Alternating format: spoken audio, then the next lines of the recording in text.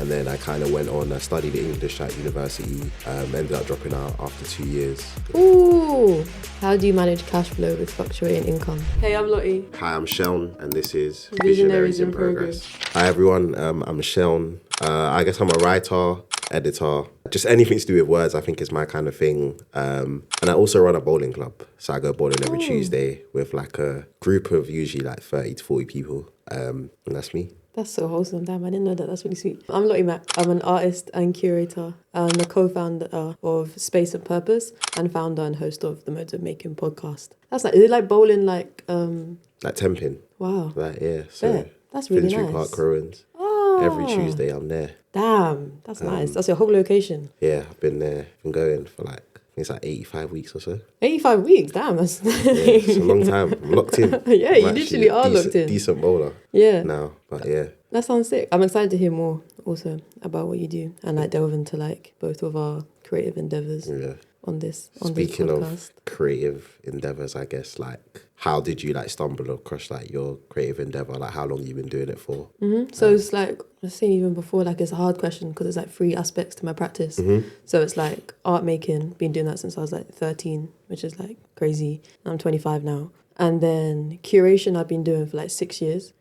I started Space and Purpose, which is a space hire business, in like April of this year. And I started Modes of Making in like March 2024. No, 2023. So it's been a bit scattered, my different things. And I'll just focus on one for the sake of this question. Like for the podcast, that kind of grew out of like, I was working in Deptford for this artist and I live in like North London. So that was a long journey. Innit? And I was like, okay, there's like an hour and a bit each day that I'm like not being productive basically on my journey. And I was like, not that productivity is everything, but like, you know, I wanted to make use of that journey. Yeah. And I was listening to all these like art podcasts and I was like, okay, cool, like this is inspiring. But like how are people doing these things? It's just like people listing off like, I've been in this show, got shown in this gallery, like sold all this work. But I was like, how are you actually doing this thing? And then I decided like, okay, cool, none of the podcasts were actually giving me the tips and the tricks that I really, really needed. So I started it, Modes of Making. And that's like how I got into that endeavor. I just focus on that. What about you? I think just from young, I think I always enjoyed like writing the written aspects of things. I think in school, I was like relatively like intelligent, I guess, but I never really used to do my homework. But I always used to do my English homework because I actually really enjoyed it. And then I kind of went on, I studied English at university, ended up dropping out after 2 years. After the second year? Yeah, kind of dumbing it. But I didn't even do exams. Like I was literally, I think like straight away, I kind of knew it wasn't my thing. I think education just never really like spoke to me, but I think I enjoyed the school environment more than the like university environment. So yeah, I ended up dropping out and just like I was working in like retail and stuff, just like figuring it out. But always knew I enjoyed writing, so I used to just write things on a Medium account actually. And then I had a friend who had like started a magazine that was called Gauchoworld, very like visually led person. So I guess like I was like, oh okay, cool, like here's how I can contribute with putting like the words to a lot of ththings. And this was during like the pandemic. Okay. So it was really good where we would just every single morning we would like jump on a quick call and be like, okay, cool, like, you know, what do we want to do today? What do we want to discuss? That's wholesome. And yeah, I think by the time we came out of the pandemic, it was like, wow, we've actually done like so much. And then we've just been like cracking at it ever since. Was there any area, like what specifically do you like writing about or like? I like doing interviews. I think I enjoy doing interviews of people that I'm like familiar with but don't necessarily like completely feel like I know. I feel like some of the most interesting interviews I've done have actually been with people that don't like English isn't their first language, which is really random. But I feel like there's like you get to a point where there's this like resonance and like, it's like, wow, like I really understand you even if I don't completely like understand you. So I think, and usually like with the magazine, we cover like music, fashion and sport. So all the things we're interested in, all the things we love, and just trying to like, I guess, approach it from an angle that feels like right to us. It feels like tasteful. It's not like chasing any sort of like trend or hype, or I think it's like once someone's trending, we just feel like then it's even too late to kind of be speaking to them because everyone's already done that. So it's about genuinely being like, these are talented people that we're speaking to and spotlighting, so that when they do, you know, do well and stuff, it's like, oh, well, that's no surprise. No, I feel that. And it's like nice because you've got this like archive now, which is also how I think of my podcast as well. It's like these creatives are doing these amazing things and we're capturing at this like progression moment. Also, it's nice to speak to people way more established and not saying these people aren't established already. But it's like, it's nice that we have this like living archive. Yeah, definitely. It's funny because I even went to a show on Friday this artist called Nia Archives, who's this like drum and bass, like house, like artist. And I remember we shot her like back in 2021. And it was super cool. I remember we went to see her. She was in the cause. She was like one of the like first like artists on. It was in some like small room, but like the energy was just like incredible. Yeah, she's sick. And I think it's like she was performed in O2, like sold out O2 Brixton, and then seeing like that, and it's like wow, like the energy is literally the same. It's just more people are aware. Yeah, perfect. And I think it was just like a good metaphor of like, okay, cool, like this is why we do what we do, because it's not about how many people are in that room. It's about, okay, cool, focusing on that person. Like, and you realize not much changes whether they've got 100 people in a room or 10,000. You'd like to hope so as well. But it's interesting as well, going back to what you said about uni as well, about how like you dropped out and it wasn't for you. Like one of the main things that also comes up in the podcast that I do is that like uni is like not where they learn like their creative skills and like developed their creative skills. Yeah. It was like in the lived environment, like you're saying, like with your boy when you started like this. Yeah, definitely. But I don't regret going to uni. Like I feel like even though obviously no regrets. like, No regrets. Yeah, obviously there's a crazy debt that's associated with it, but I think there's just a lot you like learn. I think about yourself. It was the first time I lived away from home. Definitely. And I was like in Leicester. So it's just like, I also think I'm still quite an introverted person, but I think I picked up like some skills of like, okay, cool, like, you know, how do people like really socialize? Which helps, I guess, with like the bowling clubs and stuff. Like I'm like super introverted, but I think living in halls, for example, you realize that like not everyone's the same. Not everyone has the same like social, and some people, you know, if you want to speak to them, you have to go to your room. Some people, you know, you're going to see them in the kitchen. Do you know what I mean? So it's like, I think with bowling, I try and like leave it as almost open as possible. And there's some people that come and they might just bowl and not really speak to anyone. There's some people that come and will speak to like absolutely everyone. And for me, yeah, it's just like important that people feel like, okay, cool, regardless of like how I am or who I am, like I can come and have fun and enjoy it like on my terms, I guess, which is like super important. Yeah, no, it sounds beautiful. Sounds like you're building a nice little beautiful community there. Should come down. It's fun. It's good I'm fun. definitely going to, bro. Yeah. I actually love bowling. Yeah. I had a lucky bowling t-shirt, but I lost it. I haven't won since, man. Sad. Alas. We have some like cues here Yeah, I was going to say. to guide us. And I guess this kind of like flows nicely from like speaking about like, you know, you have your right inside and then you also do like the more like fun thing like the bowling. And it's like, how do you balance your well-being and handle creative? No, you got to do the first question first. What was the first one? What's the most...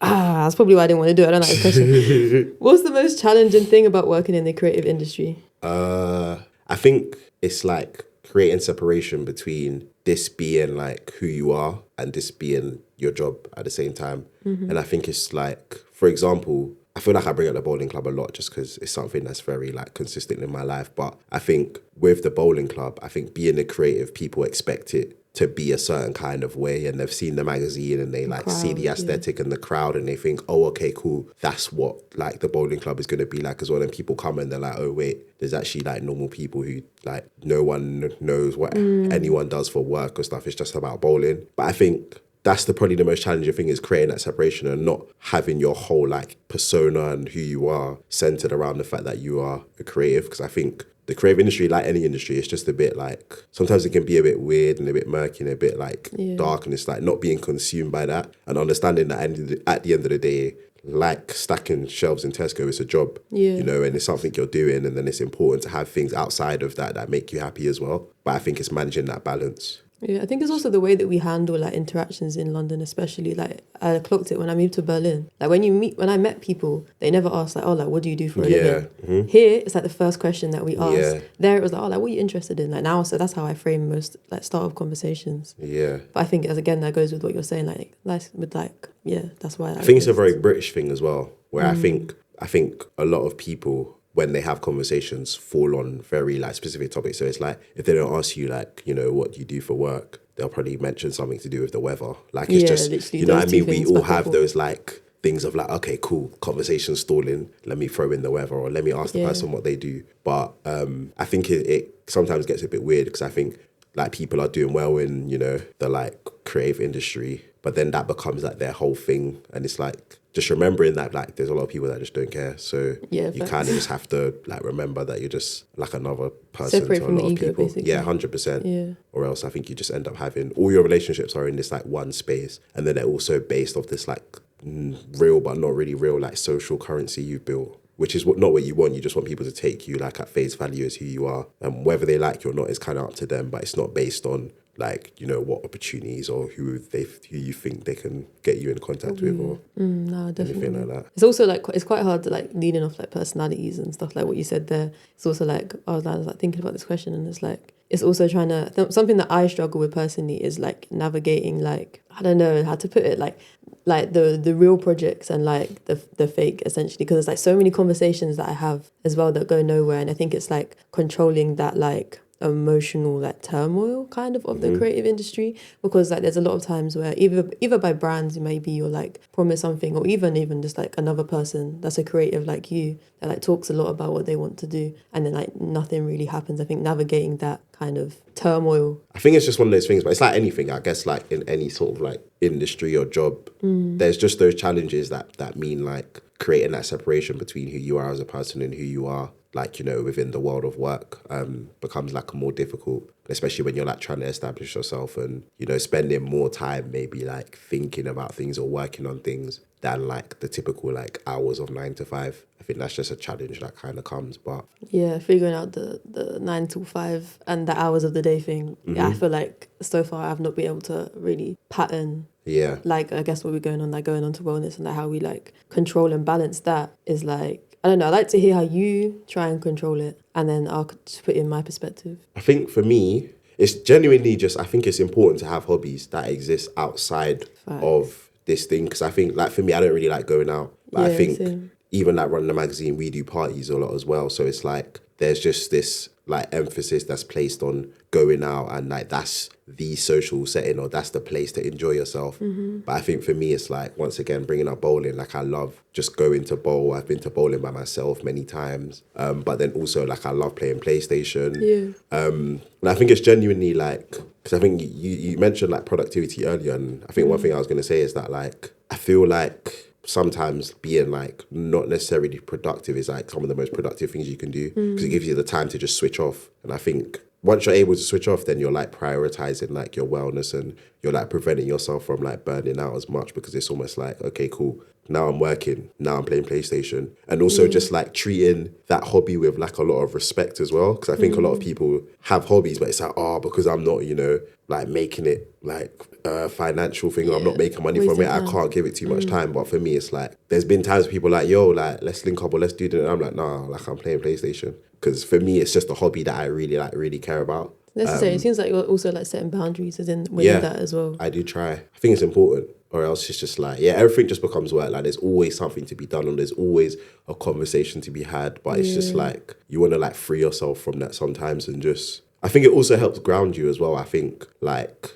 if there is like an ego in like one space where you have like maybe a bit more social currency, it's like I go on PlayStation and I'm just getting smoked. Like, so what, like, no, do you know what I mean? Whether I'm this most super famous person, it doesn't matter, because at the end of the day, like I'm not good at FIFA, let's say, for example. And I think that's also really humbling and like important, just to like be like, okay, cool, there's a whole world out there of people that don't really like have an interest in what I do, or like care. I think it just like basically motivates you to just like work a bit harder and actually do things for the right reasons as well, because you realize that what really matters is you just being like satisfied. It's not about how other people receive things. There's some people who just don't care. But do you have any like, I guess like, do you have any like techniques or anything you do, like practices that you do to ensure that, you know, you're like looking after yourself and like avoiding like burnout? I fully do. And it's because I'm such like a visual learner, I can't just say to myself like, oh yeah, I'm just going to try and take it slow this week. Because I'm like hella anal, like, especially about my calendars and stuff like that. So I have like my calendar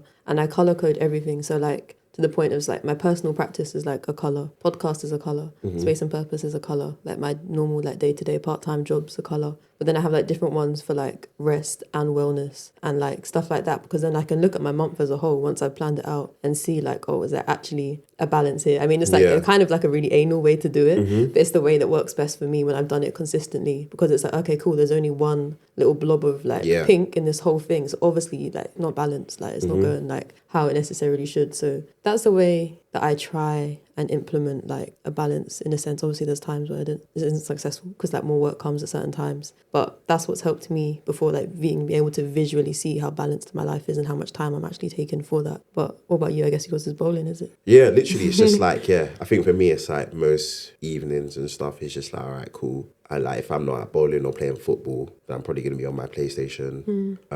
It's just like, yeah, I think I just try not to put too much pressure on myself to like work too hard because yeah, you just realize that it doesn't last. It's like trying to be a bit more like sustainable and like consistent with like the way I work.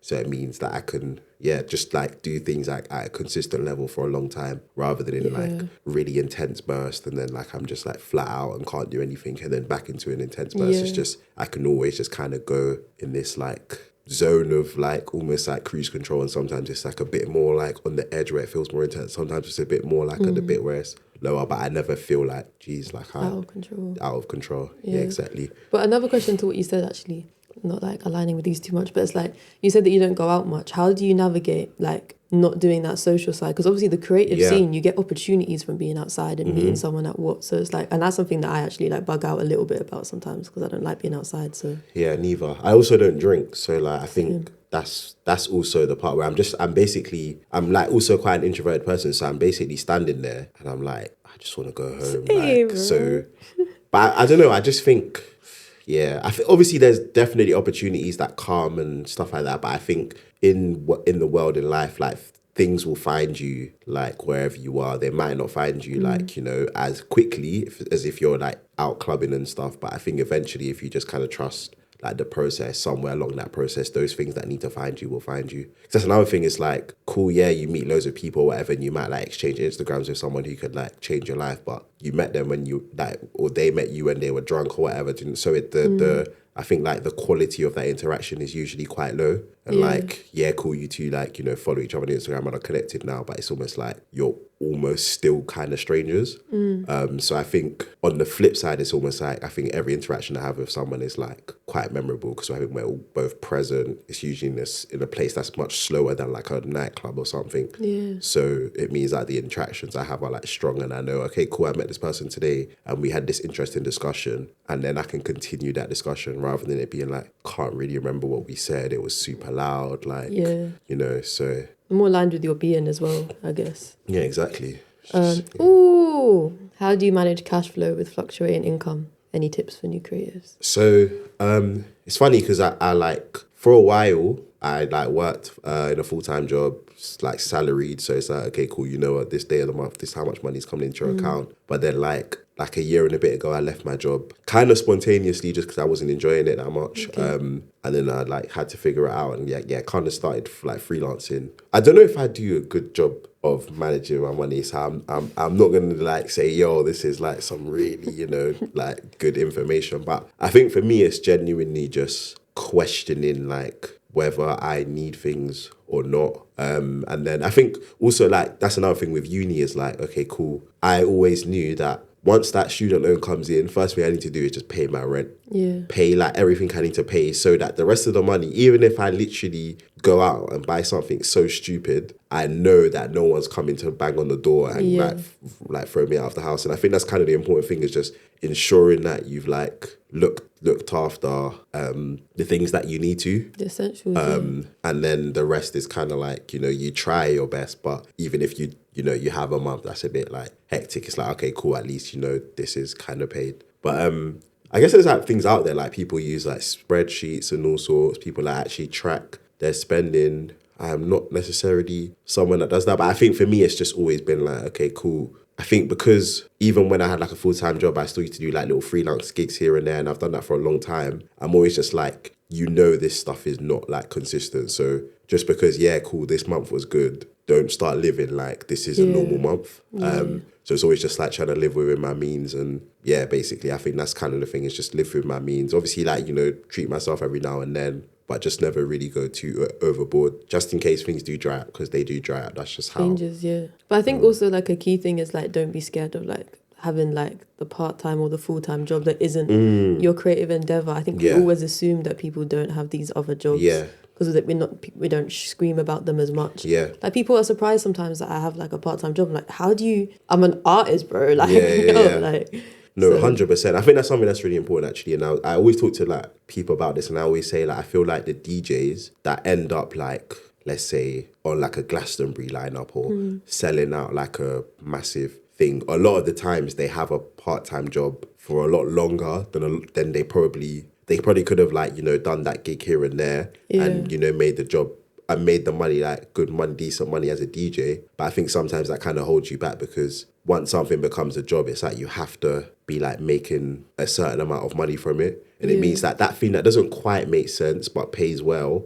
now makes a lot more sense than, oh no, like, this part-time job is like covering everything like it needs to. So all the money I get from this thing is a bonus. But it's like it means I don't have to think about money, which I think is super important. And I think it can actually help you like go further if you try and remove like financial requirement from like any sort of like creative practice for as long as you can. Like with the magazine that we run, we have a studio. I feel like we do enough work where we could probably maybe, say, okay, cool, do you know what? Like we're going to go full time with this and stuff. But I think being able to all like work away from the magazine means the studio is kind of the only cost, which is like not that much at all. And then it also means when things come in, even if the money looks like a lot of money, we can just say, does this make sense?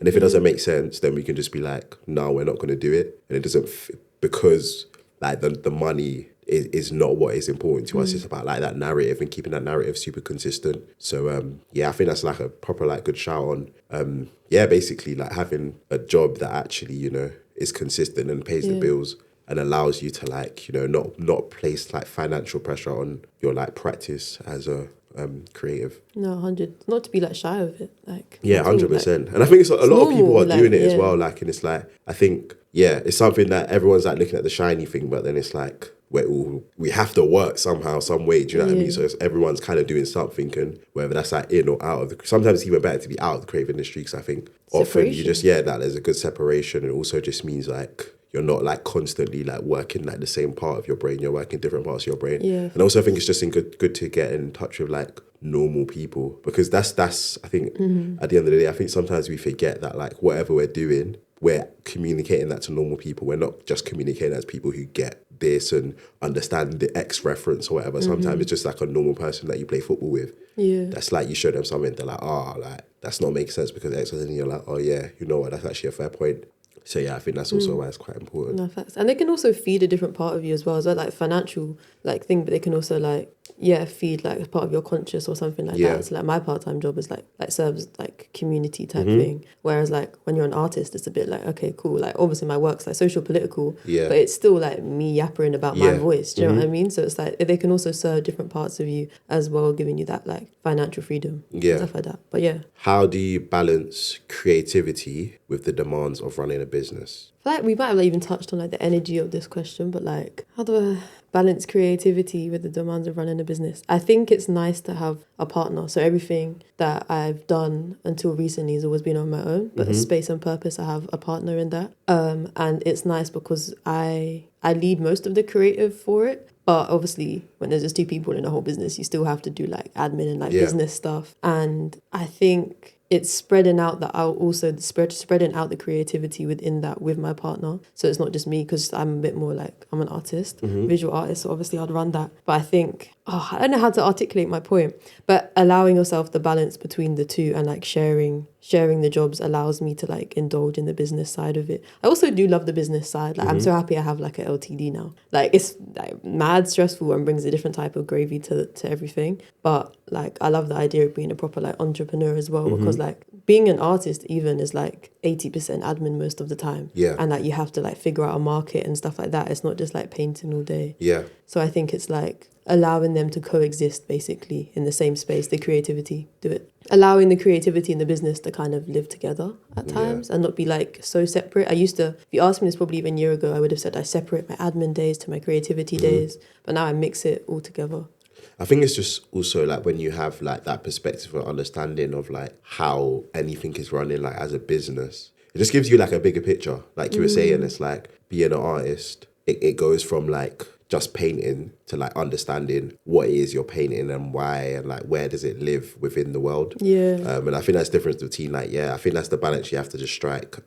But like I was saying before, I think it's just important to almost like, because I guess a lot of the business side is about like finance and like forecasting, etc. But I think it's trying to keep that happening as like late as possible when it makes sense, not trying to like jump straight into becoming like this like business owner and doing something and actually enjoying it, understanding it before it becomes a thing where, you know, you have to like think about, okay, is this thing profitable first of all? Do you know what I mean? Like thinking about these things, it's good, I think, to spend a lot of time just enjoying something for what it is before it becomes about like money. 100%. Because it's like such a struggle season. Like you're not going to make profit in the first year most of the time, like 99% of the time. So you have to love it and trust in it so much that you're calm with not making money for a bit. It's just an investment. It's literally like, and it's just like, you basically want to be willing to like invest your time for as long as possible, like before, because basically I can see it a lot. People will start something because of something else they've seen, thinking their journey will be the same. And even if their journey is the same, they're thinking, okay, cool, these people are, you know, doing well now or whatever, but you have no idea like what things look like in the back end. And then, you know, this thing is not as shiny as you thought it was, and then you just drop it. And it's like, oh, okay, if you just had kept that going for 5 years, let's say, then like Lord knows where it might have been. So I think that's why it's just important to like, and I think if you love something enough creatively, then the business side, it's like having a kid. And it's like, yeah, cool, it's fun, you know, playing around and messing around or whatever, but you also realize you have to change that kid's nappy. Do you know what I mean? It's like, oh, okay, that's calm. Like I can, do you know what I mean? I changed the nappy because I love this kid as a whole kid. I don't just love the fact that this kid, you know, laughs at my jokes or whatever. And I think that's the kind of same with like managing like creativity in business. The business bit becomes fun because you're like, okay, this is where, you know, like I'm doing the bit to show that I really care. About this thing. Cool. What has been your proudest moment as a founder in the creative space? Oh, that question means we're coming to the end. The proudest moment, there's been like a lot, and I don't want to like center it. It's hard when you're an artist, but you also have business. Like I don't want to center it on like, self. So I was like reflecting on this, and it's like one of the proudest moments that I'm lucky that I get kind of consistently with the podcast is when people say that they needed this. They listen to an episode and they're like, oh, I really needed this. This came at like exactly the right time. I've had that a few times with the podcast, and that's what's nice because I interview different types of creatives and stuff like that. Like this podcast will interview different types of business people. Just like knowing that what you're doing is actually worth it. Like there's like, you're doing this for an intention, and that intention is actually like getting through to people, and hearing people respond to stuff is really beautiful. And then the fact that they might go and now make something because of a conversation that I've had or a work that I've made is like completely priceless. And that's just like, I hope long may that continue. I think similarly, it's funny. It's like, I feel like I have different like moments that make me proud for different reasons. So I think like one proud moment was, so I dropped out of uni and I was like to my parents, I was like, like, you know, I'm gonna like be a writer or whatever. And they were just like that's not gonna work. And not that it's not gonna work, but they just couldn't see how it might be able to work. And I didn't even really know how it was gonna work either. But then I remember one time, like it was quite cool. I got like the chance to interview Ian Wright. And I think it was like the first time that my like dad understood, okay, cool, he's doing something, do you know what I mean? Like he's not just leaving the house for like no reason. So I think it was really cool. I remember coming downstairs and then seeing my dad, and he was posting it like on his Facebook. And he was like, oh, like what caption like should I put? Because he's like, oh, obviously I want to show everyone that's my son, but at the same time I don't want to look too like gassed. And I just found it so funny, but it was really good because I feel like, after I dropped out of uni, especially, like, my parents were a little bit, like, stressed with me. Even for, like, me, myself, I was a bit kind of confused, didn't really know. But I knew what I was interested in, but I didn't know, like, how, like, future-proof it could be. So that was, like, a really proud moment. Then I think, like, proud moments are things like I said, like, seeing Nia Archives, like, 3-4 years later, seeing her, like, sell out O2 Academy Brixton is crazy because when we first saw her, she was like an opener for like a night, and it's just like being like, oh, okay, cool, like we're actually, do you know what I mean? We're actually doing this, and we're actually like seeing talent for what it is, and that's why, like, you know, we can meet someone here and like they arrive here. That also makes me proud, and I think it's just also just like giving this whole thing like a chance, because I think it's quite like it's a world that's like nothing's really real. It's all a bit like, you know, but I think just actually like going for it, like dropping out of uni and being like, yeah, like I'm gonna try this thing. It's probably gonna be hard. And just going for it and like now getting to a point where I feel like, okay, cool, like I can actually stand there and say, okay, cool, like I'm a writer and I have the things to like back that up. I think makes me proud because even like I remember my sister when she wasn't like loving uni as much, rather than my dad being like oh my god, like she's gonna drop out as well. Then he was like, okay, cool. If you're not loving uni, like what else are you gonna do? Like realizing, okay, cool, there is a what else. Like uni is not the be all and end all. So I guess being like showing that, okay, cool, you don't have to go to uni, you know, to my parents and stuff. You set a good example. Yeah, basically, I think that also makes me quite proud. Yeah, as it should. That's really beautiful. Yeah. I'm glad that we ended on what we're proud of. Honestly, yeah, nice positive note after talking about a lot of like business and balance.